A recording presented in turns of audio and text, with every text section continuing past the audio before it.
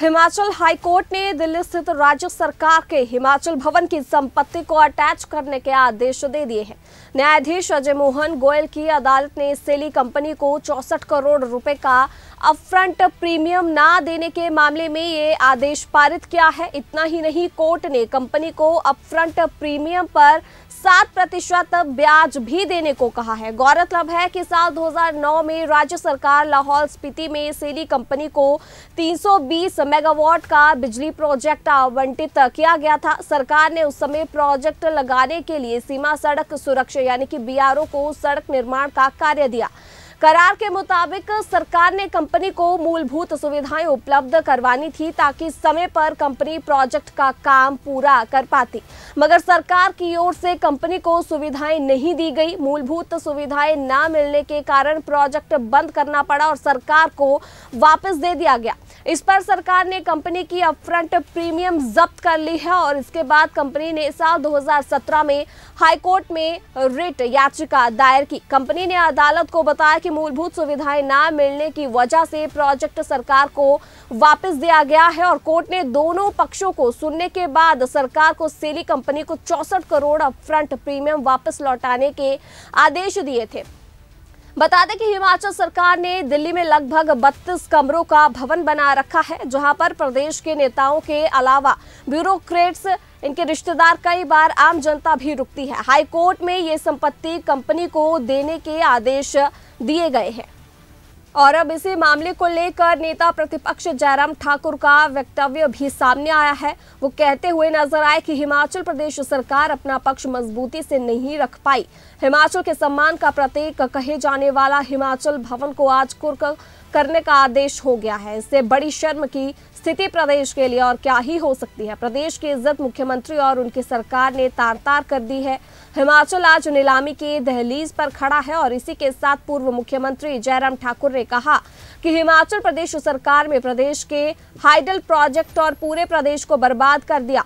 पूरे देश के हाइडल पावर का 1/4 बिजली उत्पादन हिमाचल प्रदेश में होता है, जिसे और बढ़ाया जा सकता है, लेकिन हर दिन सरकार अपनी तानाशाही से कोई ना कोई अव्यावहारिक नियम लाकर बिजली उत्पादन की संभावना को खत्म कर रही है, जिससे यहां पर निवेशक न आए।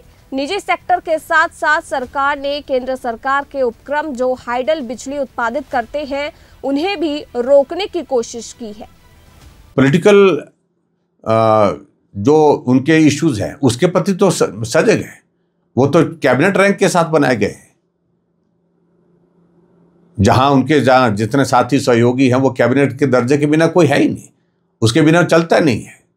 और उसके बाद जो CPS बनाए गए, जो गैर कानूनी तरीके से बनाए गए हैं और संवैधानिक तरीका उसका बनाने का था ही नहीं। और हैरानी की बात है हमको कि जब CPS के मामले में पहले से कोर्ट का फैसला आ चुका है, सुप्रीम कोर्ट का फैसला आ चुका है और भारतीय जनता पार्टी की हमारी सरकार रही, हमने 5 वर्ष नहीं बनाया, कम से कम उससे सीखना चाहिए था कि भाई नहीं बनाए तो कोई वजह रही होगी। क्या हमारे ऊपर दबाव नहीं था? पॉलिटिकल पुलिस का आग्रह था कि हमको CPS बनाया जाए, हमको सम्मान दिया जाए, गाड़ी दी जाए। होता है सारी बातों को लेकर के ऐसा आग्रह आता, लेकिन हमने कहा नहीं किया जा सकता, ये संवैधानिक दृष्टि से संभव नहीं है। अगर हमने नहीं किया तो कांग्रेस के नेताओं ने क्यों किया? क्योंकि उनको गलतफहमी हो गई, सरकार कुछ भी कर सकती है और सरकार कुछ भी कर सकती है, उसका परिणाम अब भुगतना पड़ रहा है। CPS हटा दिए गए और करोड़ों रुपए हिमाचल प्रदेश के CPS को बचाने के लिए वकीलों को दे दिए गए और सुप्रीम कोर्ट में मामला लगा तो वहां पर एक पेशी का 1 करोड़ रुपए वहां पर वकील लेंगे, उसके लिए देने के लिए उनके पास पैसे की कमी नहीं है।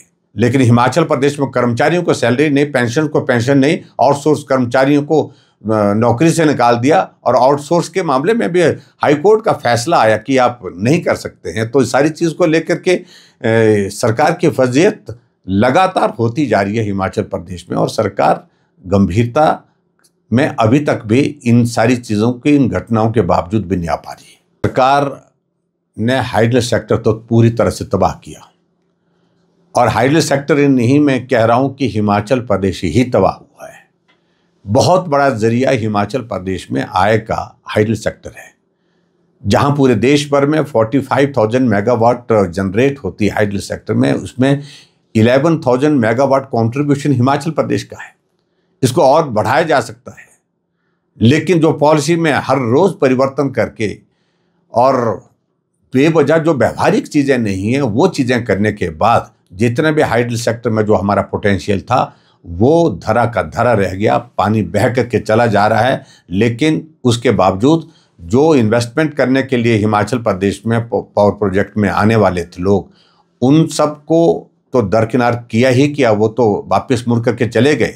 लेकिन जो SJVN हमारा NTPC NHPC जो ऐसे जो है गवर्नमेंट ऑफ इंडिया के जो हमारे उपक्रम हैं, उनको भी जो प्रोजेक्ट दिए गए हैं उनको भी रोक करके रखा हुआ है। उनके खिलाफ भी कोर्ट में गए हैं मामले में। और इसके कारण सीधा सा मेरा कहना है कि बहुत बड़ा नुकसान हिमाचल प्रदेश को तो हुआ है। और हाइडल सेक्टर जो पूरी तरह से तबाह होने के साथ साथ में कोई सेक्टर अभी हिमाचल प्रदेश में ऐसा नहीं बचा जहां पर जो है प्रदेश सरकार ने जो उसको क्षति नहीं पहुंचाई, नुकसान नहीं पहुंचाया है। सरकार की बातें करना मुझे लगता है कि अब उनको बंद करना चाहिए। 2 साल का कार्यकाल हो गया। यहाँ तो हिमाचल प्रदेश में आपकी सरकार में हिमाचल भवन जैसे जो हमारे बहुत सम्मान के जो जगह है, जो प्रॉपर्टीज़ हैं, वो नीलाम हो रही है, वो अटैच कर दी गई।